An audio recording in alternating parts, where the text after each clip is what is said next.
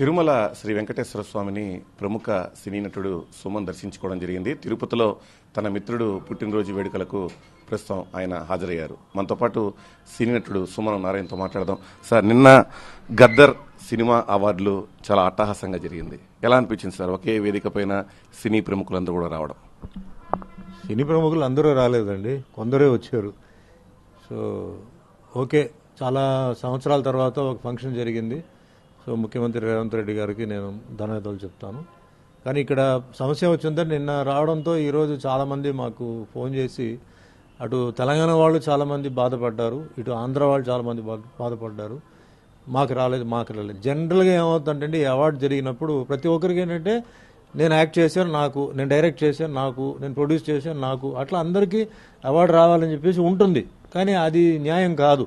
అది ఎందుకంటే కొందరికే అక్కడ అది అవార్డ్స్ అవుతుంది.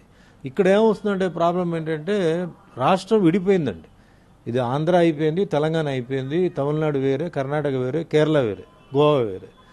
ఇప్పుడు ఇది ఎట్లా ఉందంటే, మన కర్ణాటక వాళ్ళకి కూడా మన అవార్డు ఇవ్వాలి, తమిళనాడు వాళ్ళకి కూడా ఇవ్వాలి అని అలా ఇదే చేసి, ఇప్పుడు చాలామంది ఇప్పుడు ఏమంటున్నారంటే, వాళ్ళు తెలంగాణలో జరుగుతున్నప్పుడు మీరు తెలంగాణ సినిమాలు చాలా వచ్చింది అంటే చిన్న చిన్న సినిమాలు, ముఖ్యంగా చిన్న చిన్న నిర్మాతలు, దర్శకులు వాళ్ళు చాలా కష్టపడి సినిమాలు